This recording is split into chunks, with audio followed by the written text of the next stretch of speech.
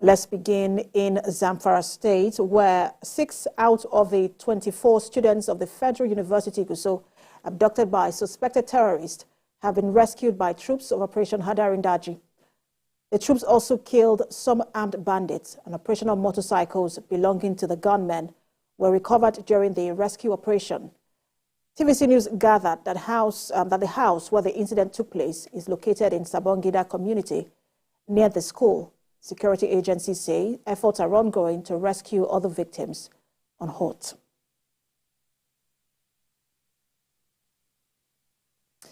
Our former captain in United States Army, Bish Johnson, joins us on the news to discuss the insecurity in Zamfara State and this incident in particular. Good to have you join us.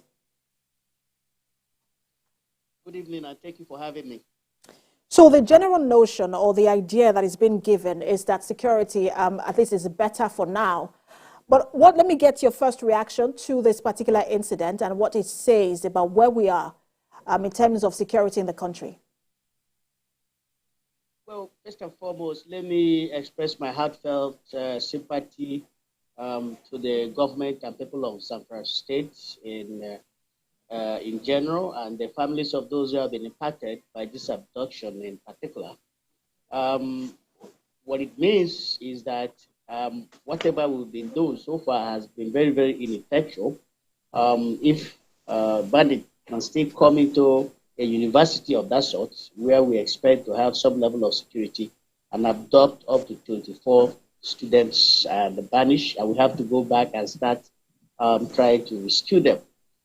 It shouldn't have happened in the first place. We have always known that these bandits always target students, whether they are secondary school students or they are university students. So I am thinking that at this point in time, that those states, particularly those states that have been the epicenter of this banditry issue, such as Zamfara, Sokoto, Kaduna, would have made every effort to ensure that there's adequate security in all the schools there. So for me, I think that whatever strategy we've had in place is still very ineffectual. We have to go back to the drawing table and see how those plans can be tweaked and made more effective.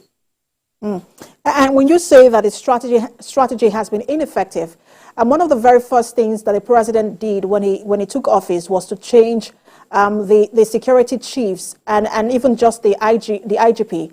So one wonders, is it the strategy that is the problem? And again, what do we do differently, and how do we secure our schools more effectively? Well, the thing is that I think somehow we continue to think that by changing service chiefs and IGP, somehow that is going to solve our problems. You see, these problems are far beyond the capacity of the service chiefs and the IGPs. It needs concerted effort of everybody, including those in the various communities where these incidences are taking place. There are governments, the government at the sub-national levels, such as the local government in particular. You know, our local government system has been held captive by state governors. If you recall, when local government areas used to be effective, we didn't have this level of insecurity in our country. So to me, I think that part of the problem we have in Nigeria is that because our local government have been very ineffective, they cannot even provide basic services, including security in the areas where they are located, where they're supposed to provide services to the people.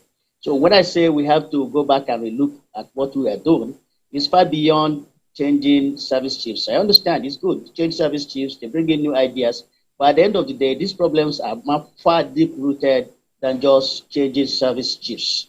It comes with training, there's issue of equipment, even manpower. So it's a whole range of issues that we have to look at, including what I have hammered already, which is our local government structure, to also include our traditional rulers.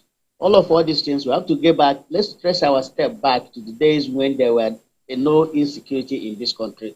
Look at what we were doing right that time and what is it that we are not doing now, and see how we can, connect the two of them and get to where we used to be before. One wonders if how possible is where we used to be before. And as I hear you highlight these issues, it does look like we have a long way to go. Thank you so much for talking to us.